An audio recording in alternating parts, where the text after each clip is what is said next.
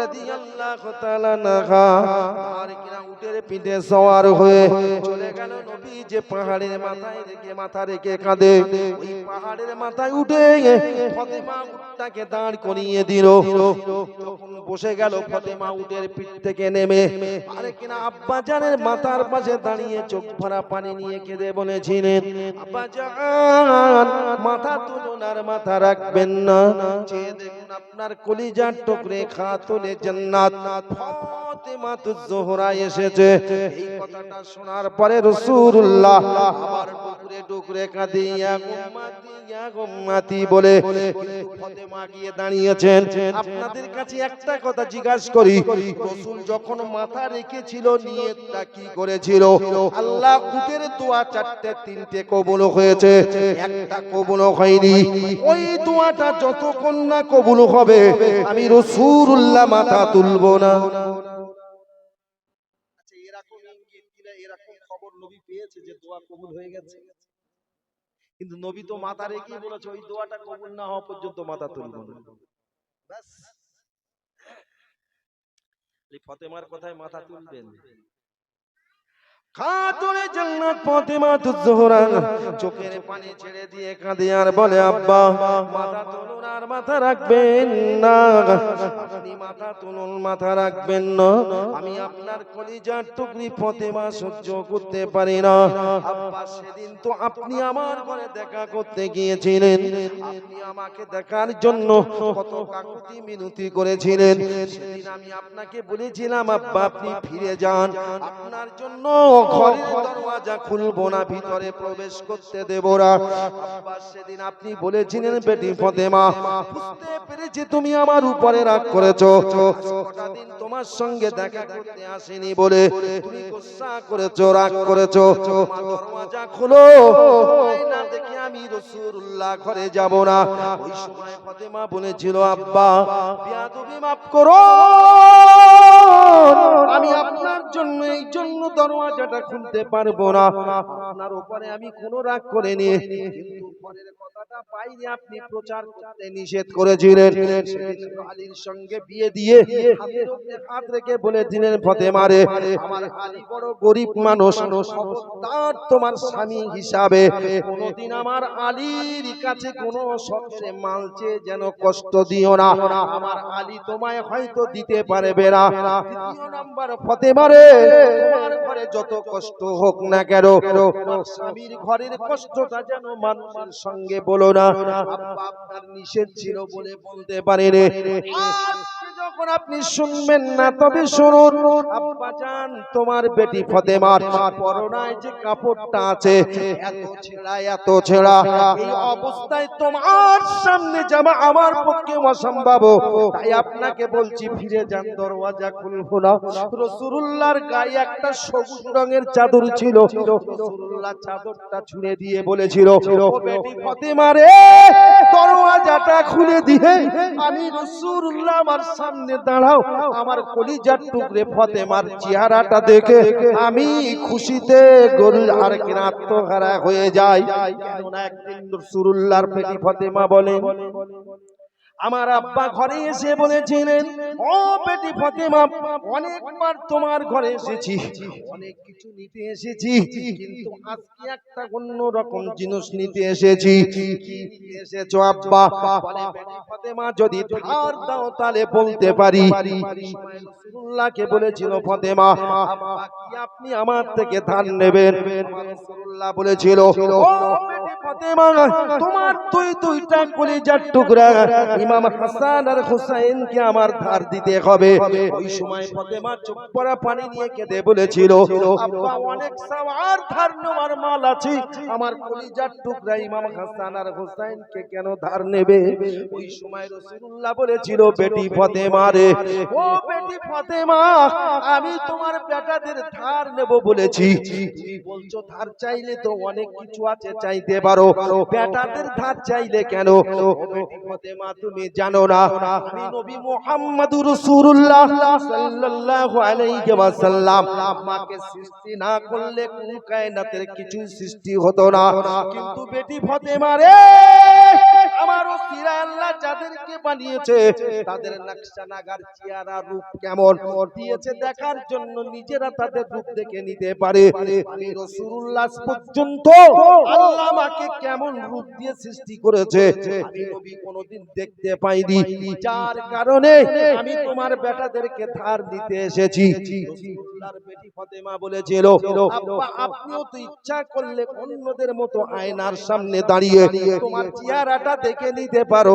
ওই সময় রাসূলুল্লাহ বলেছিল, বেটি রে ঠিক বলেছো, আয়নার সামনে দাঁড়িয়ে গেলে চেহারাটা দেখতে পাওয়া যায় বটে, কিন্তু তুমি জানো না আমার এই নূরানি চেহারাটা নিয়ে যদি আয়নার সামনে দেখার জন্য দাঁড়িয়ে যাই, ও বেটি ফাতেমা তুমি জানো না আমার নূরের তাজাল্লিতে আয়নের কাজটা মুখ দেখার আগে পুড়ে ভস্ম হয়ে যাবে, আমি রাসূলুল্লাহ আমার দেখা হবে না।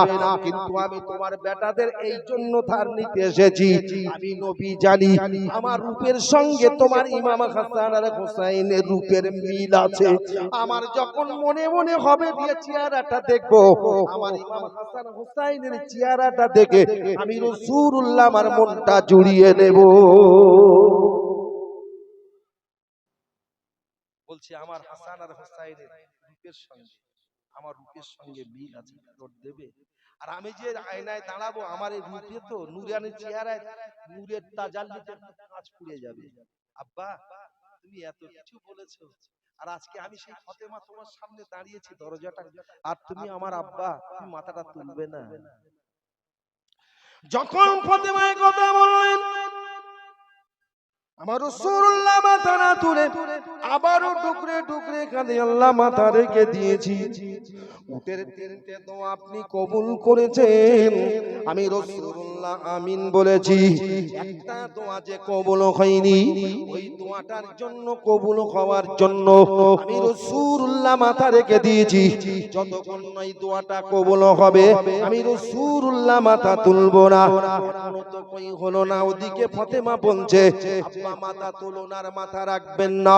যদি আপনি মাথা না তোলেন, যাদের জন্য আপনি কাঁদছেন, আমি কথা দিলাম আমার এই উটনিটাকে, আমার এই সওয়ারিটাকে, উটটাকে আপনার উম্মাত উম্মাতিদের জন্য কুরবান করে দেব। আব্বা আপনি মাথা তুলুন আর মাথা রাখবেন না। আবার নবী এমন কথা শোনার পরে টুকরে টুকরে কাঁদে, আল্লাহ কই তো আমার দোয়া কবুল হলো না, যতক্ষণ না কবুল হবে আমি রাসূলুল্লাহ মাথা তুলবো না। আবার টুকরে টুকরে কাঁদে।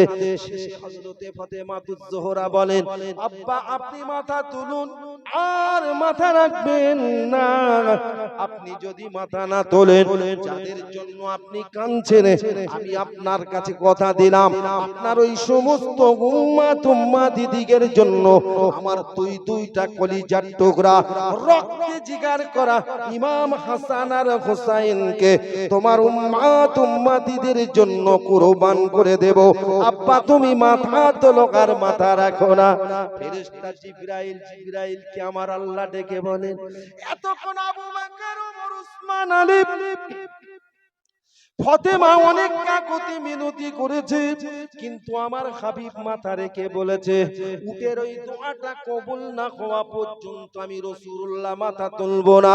ও জিবরাইল দেখো আমার হাবিবের বেটি কি বলে, কেননা ওরা দুই ভাই দোলনায় যখন ঘুমাতো আর ফাতেমা নামাজের পানিতে দাঁড়িয়ে নামাজ পড়তো, ওদের দুই ভাইয়ের ঘুমের কষ্ট হলে হয়তো ঠেলে উঠবে, ফাতেমার নামাজের বিঘ্ন ঘটবে বলে ও জিবরাইল তুমি তো জানো আমি দেহিয়া কলবি সাহাবাদের দিয়ে সারা রাত ইমাম হাসান আর হুসাইনের তোল্লাটা নাড়া দিয়ে নিয়েছি। সেই ইমাম হাসান আর হুসাইনকে বলছে তার উম্মতদের জন্য কুরবানি করে দেব। জিবরাইল আমি আল্লাহ আমার রহমতের দরিয়ায় চোখ মেরেছে, আমি আর সইতে পারি না, যাও আমার হাবিবকে গিয়ে বলো উট যে দোয়াটা করেছিল ওই দোয়াটা আল্লাহ কবুল করে নিয়েছে। তবে আমার হাবিবকে এটাও বলে দিও, যেদিন নাকি একেবারে ওদেরকে সাজা না দেওয়া হয় আর কিনা দড়িটা অত্যধিক লম্বা হয়ে যাবে, তাই ওদেরকে মাঝে মাঝে সাইজ করতে আমি বড় না হলেও ছোট্ট ছোট্ট গজব দিয়ে ওদেরকে একটু ভুল পথ থেকে আর কিনা ভালো পথে ফিরিয়ে আনবো। তবে একেবারে ওদেরকে ছেড়ে দেওয়া হবে না। রাসূলুল্লাহ মাথা তুললেন, তোলার পরে ফাতেমার গলাটা জড়িয়ে ধরে কেঁদে বলেছিলেন, বেটি ফাতেমারে কি কথা বললে তুমি আজকে আমার সামনে দাঁড়িয়ে?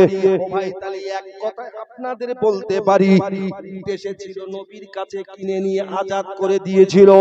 উট রাসূলুল্লাহর সামনে চারটে দোয়া করেছে, তিনটে দোয়া কবুল হয়েছে, একটা কবুল হয়নি। ওই কবুলটা করার জন্য নবী পাথরে মাথা রেখে পাহাড়ে কেঁদেছে।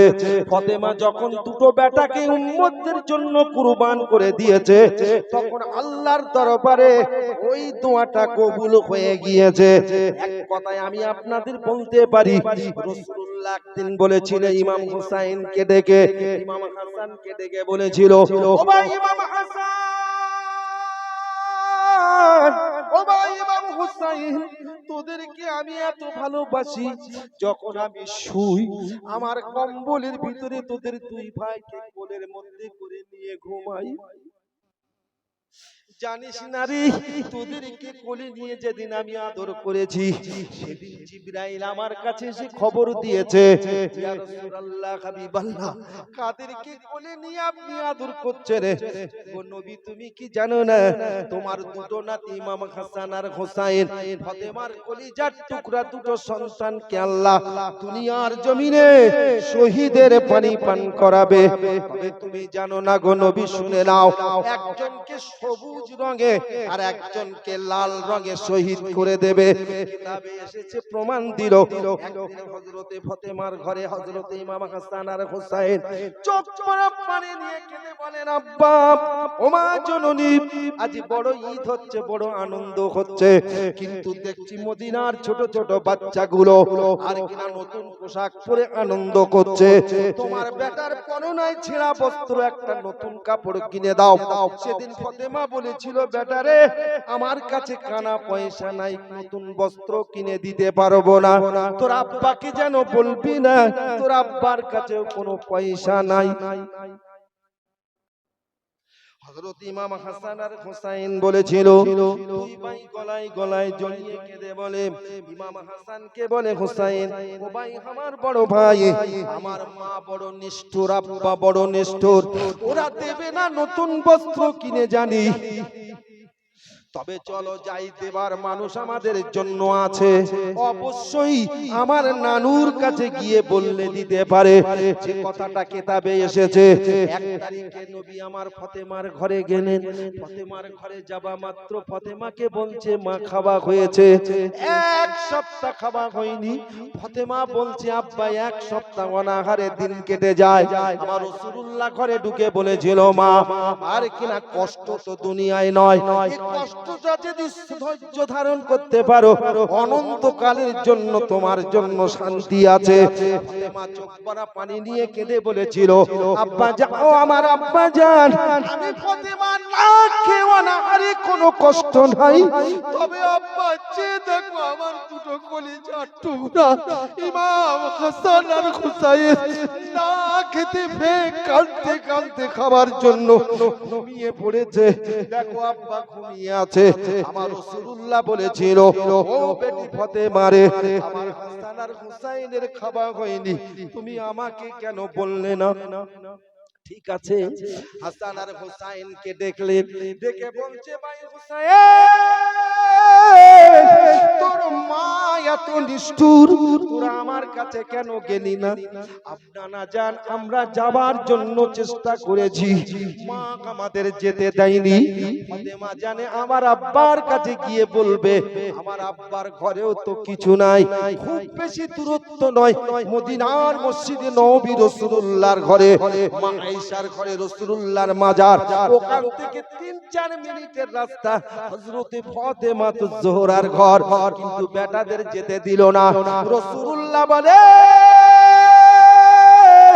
ও আমার দুটো নাতি ইমাম হাসান আর হুসাইন, অপেক্ষা করো, অপেক্ষা করো, আমি তোমাদের জন্য কিছু আনছি।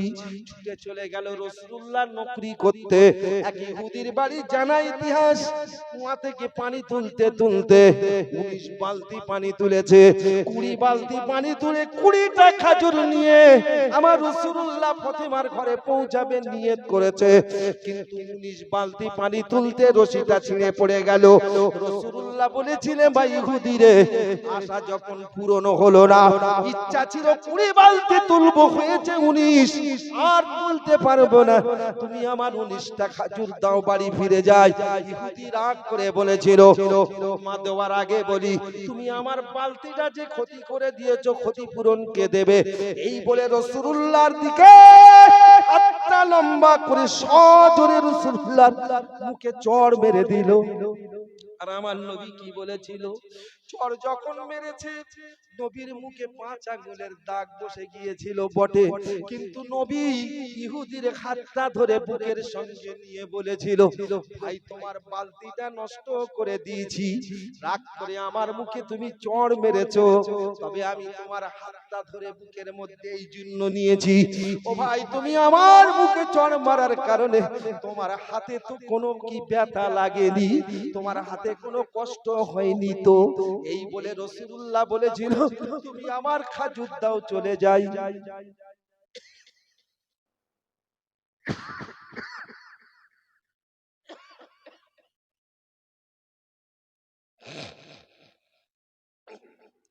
নবী কি করলেন? যখন চড় মেরেছে, আর নবী ওই চড় মারা হাতটা, কার হাত? ইহুদির হাতটা ধরলেন, বুকের ভিতরে নিয়ে, আমরা যেমন ছোট কচি বাচ্চার হাত ধরে বুকে নিয়ে ঘষি, ইহুদির হাতটা নিয়ে বুকের সঙ্গে ঘষছে আর বলছে, ভাই তোমার হাতে লাগেনি তো? ইহুদি অবাক, ইহুদি অবাক। রাসূলুল্লাহ 19টা খেজুর নিল, ইহুদি দিলেন। নবী আমার ঘরে গেলেন, যাবা মাত্র ইমাম হাসান আর হুসাইন খুশিতে বাক বাক। 7 দিন না খেয়ে অনাহারে আমার মা নানুর কাছে যেতে দেয়নি, আজ যদি আমার নানুর কাছে যেতে দিত, এই কষ্টটা আমাদের তো হতো না। ভাই খাও, খাজুর খাও। দরুদ শরীফ আল্লাহুম্মা।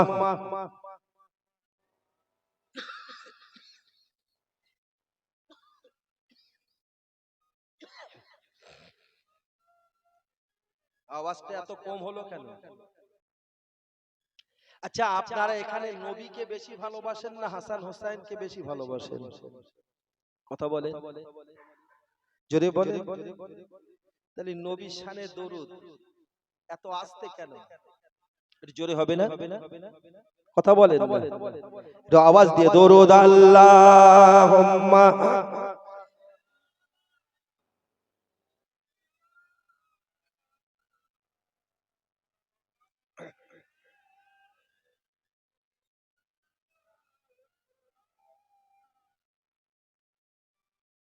কাফেলা কারবালাতে পৌঁছিল যখনি,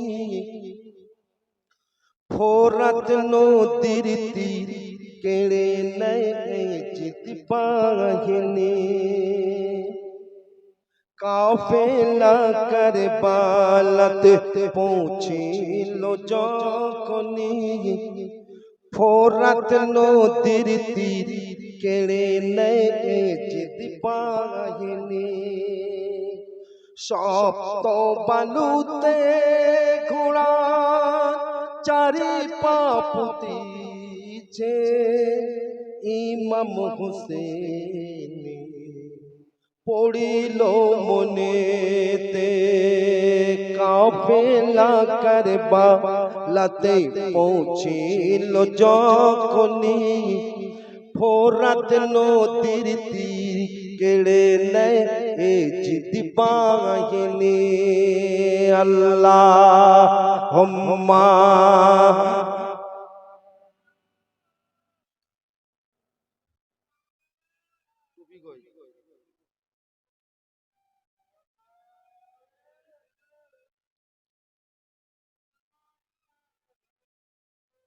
ভাই তরকারি যদি রান্না ভালো না হয় দিতে চাইলে লেয়,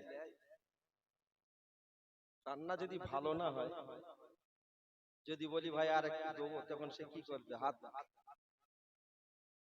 বুঝতে পারছি দরুদের আওয়াজ শুনে বুঝতে পারছি। কি রে চেঞ্জ করবো, রুট চেঞ্জ করবো? তাহলে একটু আওয়াজ দিয়ে দরুদ শরীফ হবে না কেন? আল্লাহুম্মা,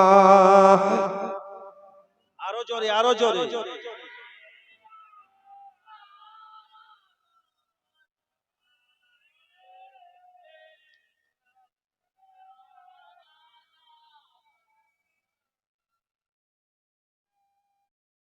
খঞ্জর মারে ঝরে ঝরে হোসেন কে সুবলে না, শিমুর বলে কি হলো খঞ্জর কেন চলে না? খঞ্জর মারে ঝরে ঝরে হোসেন কে সুবলে না, শিমুর বলে কি হলো খঞ্জর কেন চলে না?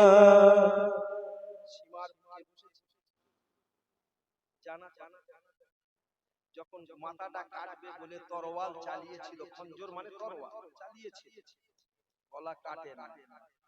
তাই কবিতার কবির ছন্দে বলছে এত তীক্ষ্ণ ধারালো। ইব্রাহিম নবী ইসমাঈলকে জবাই করে শান দিয়ে দিয়ে নিয়ে গেছেন যেন ছুরি বসানোর সঙ্গে সঙ্গে আমার বেটারও যেন কষ্ট না হয়, আমারও যেন ছুরি চালিয়ে জবাই করতে কষ্ট না হয়। তীক্ষ্ণ ধার মিনার ময়দানে বেটাকে ফেলে দিল, ছুরি চালিয়েছিল, গলা যখন কাটে না ছুঁড়ে ফেলে দিল। ছুঁড়ে যখন ফেলে দিয়েছে, ইব্রাহিমের হাতের ছুরিটা ছুঁড়ে দেওয়া মাত্র একটা পাথরের উপরে গিয়ে পড়েছিল, আর ছুরির এত ধার ছিল পাথরের লাগা মাত্র পাথরটা কেটে দু টুকরা হয়ে গিয়েছিল। জোরে বলো। আচ্ছা ছুরি কথা বলতে পারে, কিন্তু ওই ছুরিটা তখন বলছে নবী ইব্রাহিম খুব রাগ করেছে, কত কষ্ট করে ধার দিয়ে এনেছিলে তোমার বেটার গলাটা কাটবো বলে, কিন্তু কাটেনি, ছুঁড়ে দিয়েছে।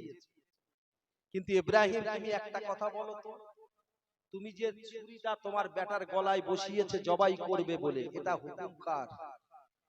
কথা বলেন কথা বলেন।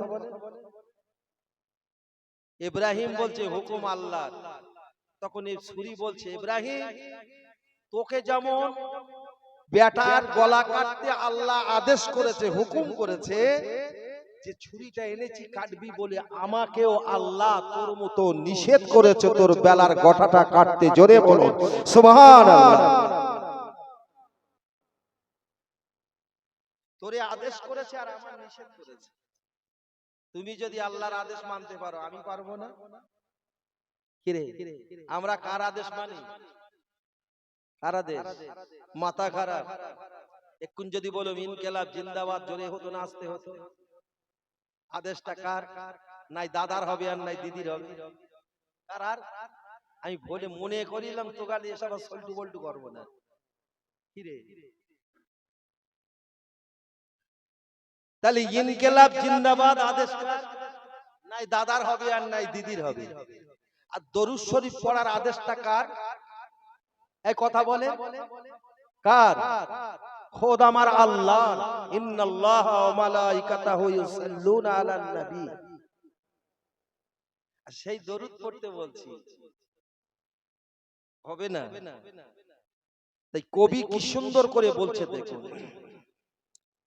ইমাম বীরের মতো একা লড়ে যে গো কারবালা, ও তারিতে ফোরাতের কুল জানের বাজি যে লাগায়, কাঁপে থর থর কাঁপে থর থর কাঁপে থর থরে জিদ সীমার মুখে তাকার গই বনি, ধন ধন্য হোসেন ফাতেমার লাল, ধন ধন্য নবীর নিশানি। আল্লাহুম্মা, জোরে জোরে জোরে।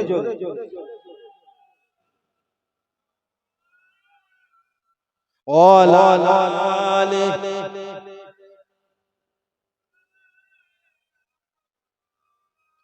খঞ্জর মারে ঝরে ঝরে হোসেন কিছু বলে না শিমুর বলে কি হলো খঞ্জর কেন চলে না খঞ্জর মারে ঝরে ঝরে হোসেন কিছু বলে না শিমুর বলে কি হলো খঞ্জর কেন চলে না বলে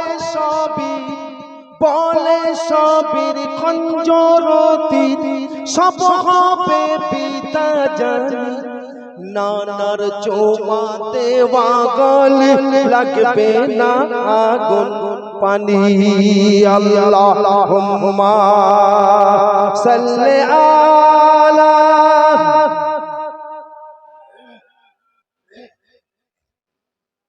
ওয়ালা আলে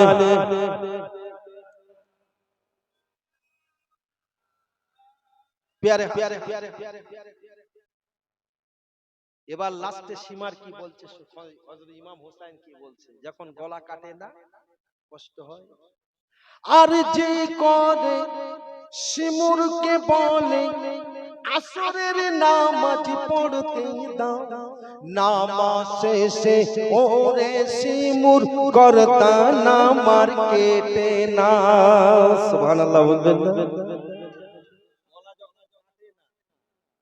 তখন সীমারকে হুসাইন বলছে কাটবে না গলা তবে আমার একটু রিকোয়েস্ট আবদার দূরে কাত নামাজ পড়তে দাও কিতাবে এসেছে নামাজের নিয়ত করেছে এখনো সালাম ফেরানো হয়নি হযরত সালামা রাদিয়াল্লাহু তাআলা আম্মা জান মা সালামা বলেন 10ই মুহররম আশুরার পরের দিন মা ঘরে বসে চোখের পানি ছেড়ে দিয়ে পাড়ার মহিলা এসে বলেন উম্মে সালামা তুমি এমন করে সকাল বেলা ডুকরে ডুকরে কেন কাঁদো ওই সময় আম্মা জান বলেছিলেন ও মদিনার মানুষেরা ও মদিনার মহিলারা তোমরা জানো না গত রজনীতে আমার সঙ্গে রাসূলুল্লাহ দেখা করে গেছে জোরে বলা যাবে সুবহানাল্লাহ আমার নবী আমার ঘরে এসেছিল উম্মে সালামা বলছে আমার নবী যখন আমার ঘরে এসেছিল আমি দেখেছি রাসূলের চুলগুলো উস্কো খুস্কো দাড়িতে শরীরে কাদা রাসূলুল্লাহর চোখের কোণায় পানি আমার নবীকে হযরত উম্মে সালামা বলেন ইয়া রাসূলুল্লাহ হাবিবাল্লাহ আপনার নুরানি বদনে নুরানি চেহারায় কাদা ধুলি মাখা কেন চুলগুলো উস্কো খুস্কো কেন দাড়িতে কাদা ধুলি লেগে কেন সর্ব শরীরে ধুলো বালি লেগে কেন ওই সময় আমার রাসূলুল্লাহ আমাকে বলেছে ও বিবি উম্মে সালামা তুমি কি জানো না আজ মুহররম মাসের 11 তারিখ কিন্তু 10 তারিখে ওই কারবালা প্রান্তরে যখন আমার লতিফ ও হুসাইনের বুকের উপরে সীমার বসে গলাটা কেটেছিল আমার নাতির কষ্ট দেখে আমি রাসূলুল্লাহ সহ্য না করতে পেরে কারবালার মাটিতে গড়াগড়ি লুটুপুটু খেয়েছি তবে বিবি উম্মে সালামা তুমি জানো না দশায় নবী ইমাম হাসান আর হুসাইনকে ডেকে বলেছিল ও ভাই ইমাম হাসান আর হুসাইন কুফার মানুষেরা তোদের উপরে এত জুলুম করবে তোদেরকে শহীদ করে দেবে তবে যেন ধৈর্য হারা হবিনি ছুটে যেন শহীদ হবার ভয়ে পালিয়ে যাবিনি তোরা ধৈর্য ধরে শহীদ হয়ে গেলে লাভ কি আমার হবে কিয়ামতের কঠিন দিন যখন আল্লাহ বিচার করে আমার কোটি কোটি উম্মতি দিগকে জাহান্নামায় পাঠিয়ে দেবে সেদিন আমি রাসূলুল্লাহ তোদের দুই ভাইকে আল্লাহর সামনে দাঁড় করিয়ে দিয়ে আমার উম্মতিদের জন্য সুপারিশ করব তোদের ওসিলায় আমার কোটি কোটি উম্মতি দিগকে আল্লাহ পাক নাজাত দিয়ে দেবে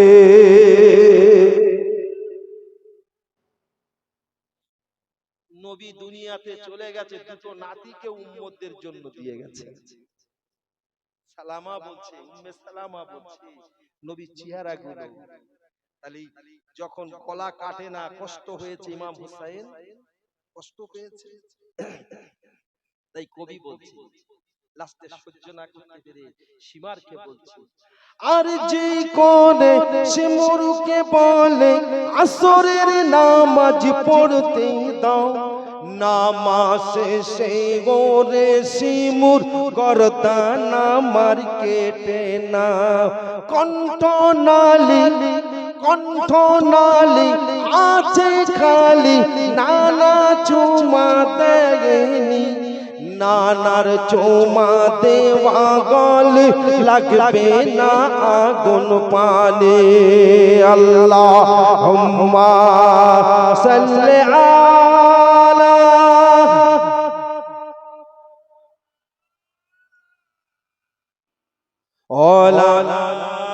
আলিহি। মাশাআল্লাহ মাশাআল্লাহ। বাবু, আমরা অনেকেই অনেক রকম ভাবি, এত বাদলায় জলসা দিচ্ছে কি করতে।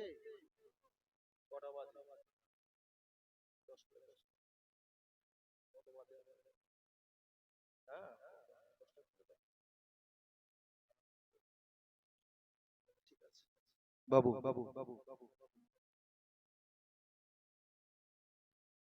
আমি কি বলছিলাম মনে আছে আপনাদের? কি বলছিলাম? ফাতেমাকে নিয়ে কেন্দ্র করে আমি কথাগুলো বলছিলাম। এই আমার মা বড় নিষ্ঠুর, কাপড় দেবে না, কাপড় দেবে না, চল নানুর কাছে যাব। এই কথা বলতে গিয়ে সেই ইহুদির চড়মারার কথাটা বলছিলাম, তাই না? একদিন হাসান আর হুসাইনের বড় শখ জেগেছে, গোশত খাবো, গোশত। আমাদের ঘরে ছেলে পিলে বলার আগে আমরা এনে দেই। তো কি কষ্ট ছিল, মাকে বলছে মা একটু গোশত খাবো, হাসান আর হুসাইন বলছে একটু গোশত খাবো। তো বলছে গোশত কোথায় পাবো? আব্বাকে বলো না, তোমার আব্বাও এনে দিতে পারবে না, তুমি জানো না তোমার আব্বার কানা পোশাক পকেটে। দুই ভাই গলায় গলায় জড়িয়ে যাচ্ছে আমার রাসূলুল্লাহর বাড়ি। যেমন এই বলছে নানার বাড়ি যাব, খুব মানে ইমাম হাসান হুসাইনের গল্প, কারবালার ঘটনা যদি বলতে যাই ভাই সারা রাত বলবো, শেষ করতে পারবো। এখন গোশত খাবেন, আজকে তো আমরা তাবারুকে গোশত দিয়েছি, কি ঠিক কি না? তোমার খেতে চায় না, আর লক্ষ্য করো গোশত খাবে, মাকে বলছে, মা বলছে হবে না, আব্বাকে বলবো, বলো না তোমার আব্বা কষ্ট পাবে, পয়সা নাই।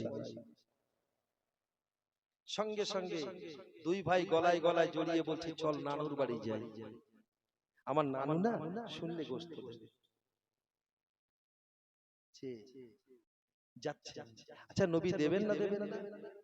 একদিন ইমাম হাসান আর হুসাইন বলছে ও নানু একটু ঘোড়া চাপা খেলবো, ঘোড়া চাপা। কি খেলবে?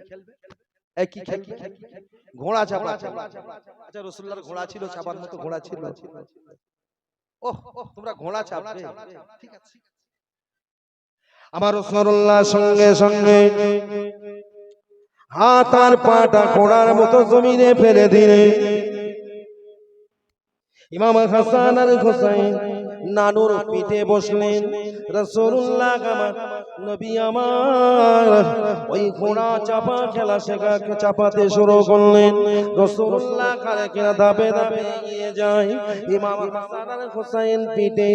রাসূলুল্লাহ বলেছিল ভাই ইমাম হাসান ইমাম হুসাইন তোমরা ঘোড়ার পিঠে উঠেছো, জানো তো যে ঘোড়া চাপে তার কি করতে হয়? ঘোড়ার লাগামটা নিয়ে হাতে করে নিতে হয়, হাতে নেওয়ার পরে ঘোড়াটা চালানোর জন্য ঘোড়ার লাগামটা ধরে টান দিতে হয়। ভাই ইমাম হাসান আর হুসাইন তোমরা যে ঘোড়ার পিঠে উঠেছো গো, তোমরা যে ঘোড়ার পিঠে উঠেছে গো, এই ঘোড়ার তো কোনো লাগাম নাই, কি ধরে টানবে ঘোড়া তোমার ছুটবে। তবে ইমাম হাসান আর হুসাইন কে আমার রাসূলুল্লাহ বলেছিল ও ভাই ইমাম হাসান হুসাইন রে দেখো তোমার নানুর মাথার চুলগুলো হলো লাগাম, তোমার নানুর নানুর মাথার চুলগুলো হলো লাগাম, ওই মাথার চুলগুলো ধরে লাগামের মতো যদি টান দিতে থাকো, তোমার নানুর ঘোড়া ছুটতে থাকবে। ইমাম হাসান আর হুসাইন রাসূলুল্লাহর মাথার চুলগুলো ধরে টানে, আর আমার রাসূলুল্লাহ গুটি বাই কেটে কেটে কেটে কেটে ঘোড়ার মতো চলে। তাই ছিল হযরত ওমর রাদিয়াল্লাহু তাআলা আনহু। হযরত ওমর দূর থেকে এসে দেখে রাসূলুল্লাহর পিতা ইমাম হাসান আর হুসাইন দেখে কষ্ট সহ্য না করতে পেরে বলেছিল, ও ইমাম হাসান ইমাম হুসাইন, তোমরা কেমন ছেলে, আমার রাসূলুল্লাহর পিঠে বসে কেন কষ্ট দাও? নেমে পড়ো, নেমে যাও, নেমে যাও। রাসূলুল্লাহ ওই অবস্থায় বলেছিল, বাবা ওমর, ও বাবা ওমর, কাকে বলছো নামতে? তুমি কি জানো না বাবা ওমর, ইমাম হাসান হুসাইন আমার পিঠে বসে ঘোড়া চাপছে, আর আমার নাতিরা আমার পিঠে, আমি ঘোড়া। এই দৃশ্যটা স্বয়ং আমার আল্লাহ দেখে মুসকে মুসকে হাসতে লেগেছে। কাকে তুমি নামে? আমার দুটো নাতি পিঠে বসে ঘোড়া খেলা চালাচ্ছে, আর আমার আল্লাহ আমাদের এই খেলা দেখে মুসকে মুসকে হাসছে। মানে চেরা নবী দহিত্র ইমাম হুসাইন, ভাইয়ার দুই ভাই গলায় গলায় জড়িয়ে জড়িয়ে টুক টুক টুক টুক টুক টুক করে হেঁটে হেঁটে হেঁটে হেঁটে রাসূলুল্লাহর ঘরে যায়। যাবার পথে দেখে রাস্তার উপরে রাসূলুল্লাহর ঘরের সামনে রক্তের ফোঁটা পড়ে আছে। রক্ত দেখে ইমাম হুসাইন খুশিতে বাগ বাগ, ভাই বড় ভাইকে ডেকে বলে, ও ভাই দেখো দেখো, আর নানু বকরি জবাই করেছে, বকরির রক্ত রাস্তায় পড়ে, নানু আমার বকরি জবাই করেছে, রাস্তায় বকরির রক্ত পড়ে আছে, নিশ্চিত গোশত খাবো বলে এসেছি, গোশত খাওয়া হবে। আনন্দে উৎফুল্লিত হয়ে ঘরে ঢুকলেন, কিন্তু ওই সময় রাসূলুল্লাহ ঘরে ছিল না। আম্মা জান আয়েশা হুমায়রা ইমাম হাসান আর হুসাইনকে দেখতে পাওয়া মাত্র একা মাত্র কোলের ভিতরে টেনে নিলেন। তোমরা কি কিছু খাবে? কেননা রাসূলুল্লাহর অনুমতি ছিল, রাসূলুল্লাহর বাজেট ছিল। একদিন ফাতেমার ঘরের পাশ দিয়ে রাসূলুল্লাহ হেঁটে যায়, হঠাৎ করে রাসূলুল্লাহর কানে আওয়াজ, হাসান আর হুসাইন কাঁদছে। ছুটে চলে গেল ঘরে, ও বেটি ফাতেমা, ও বেটি ফাতেমা, তুমি কাদেরকে দোলনায় শুইয়ে কাঁদাও? তুমি কি জানো না আমি তোমার আব্বা আখিরি জামানার নবী? তোমার দুটো বেটার কান্না শুনলে আমি রাসূলুল্লাহ সহ্য করতে পারি না। কেননা নবী নিজেই জানেন এদেরকে আমার আল্লাহ দুনিয়ার জমিনে জীবদ্দশায় শহীদের পানি পান করাবে, কারণ নবী কোলে করে নিয়ে জিবরাইল সুসংবাদটা দিয়ে গেছে। ও মুসলমানের ছেলেরা, আম্মা জান আয়েশা কি রাসূল বলেন, আমার ইমাম হাসান আর হুসাইন যখন ঘরে আসবে খবরদার এদের যেন কষ্ট দেবে না। হাদিস শরীফের মধ্যে লেখা আছে, একদিন রাসূলুল্লাহ ঘরে নাই, রাসূলুল্লাহ ঘরে নাই, ইমাম হাসান আর হুসাইন ঢুকে গেল। হযরত আম্মা জান আয়েশা হুমায়রা রাসূল ইমাম হাসান হুসাইনকে পেয়ে খুশি হয়ে বলেছিল, কি খাবে বলো, তোমাদের তাই দেওয়া হবে। এমন সময় ইমাম হাসান আর হুসাইন বলেছিলেন, নানিমা আজকে তোমার ঘরে এসেছি হালুয়া পুলুয়া খাবার জন্য নয়, খরমা খাজুর খাবার জন্য নয়, আমি জবের রুটি খাওয়ার জন্য নয়, জয়তুনের তেল খাওয়ার জন্য নয়, মধু পান করার জন্য নয়। ও নানিমা, আমি আপনার আজকে ঘরে এসেছি, আমাকে একটু, আমাদের একটু গোশত খেতে দাও। রাসূলুল্লাহ হযরত ইমাম হাসান আর হুসাইনের কথা শুনে আম্মা জান আয়েশা হুমায়রা বলে, কি বলো তোমরা, আমাদের ঘরে কদিন যে গরুর গোশত আমরা জোটে না, আমরা পাই না তা জানি না, কেমন করে বললে ঘরে গোশত তো নাই, কেমন করে তোমাদের গোশত খেতে দেব? হাসান আর হুসাইন বলেছিল, নানিমা লুকালে চলবে না, নানু বকরি জবাই করেছে, রাস্তায় রক্ত পড়ে আছে দেখে এসেছি, গোশত না দিলে আমরা শুনবো না, গোশত দিতে হবে। আম্মা জান আয়েশা হুমায়রা বলে, গোশত নাই দেব কোত্থেকে? অপর দিকে আমার রাসূলুল্লাহ কোথায় ছিল? ঘরে ঢুকে দেখে ফাতেমা আম্মা জান আয়েশার সঙ্গে ইমাম হাসান হুসাইনের তোলাবুড়ি চলছে। এরা বলছে গোশত দাও, আম্মা জান বলছে গোশত নাই। রাসূলুল্লাহ জিজ্ঞাসা করেছিল, ও বেবি আয়েশা, আমার হাসান হুসাইনের সঙ্গে কেন কথা কাটাকাটি করো, ঠেলাঠেলি করো, কারণটা কি? ইয়া রাসূলুল্লাহ হাবিবাল্লাহ, আপনার কথা মতো ইমাম হাসান হুসাইন ঘরে এসেছে, ওদের খেতে দেব বলে জিজ্ঞাসা করেছি, ওরা বলছে গোশত খাবো। হুজুর ঘরে তো গোশত নাই, করে গোশত দেব? ইয়া রাসূলুল্লাহ হাবিবাল্লাহ, যার জন্য কথা কাটাকাটি হচ্ছে আমার রাসূলুল্লাহ বলছে, ভাই সত্যি তো ঘরে গোশত নাই। ওই সময় ইমাম হাসান আর হুসাইন বলেছিল, ও নানা জান, আমাদের কাছে লুকালে চলবে না, আমরা তো দেখে এসেছি, আমরা রাস্তার উপরে রক্ত দেখেছি, রক্ত পড়ে আছে।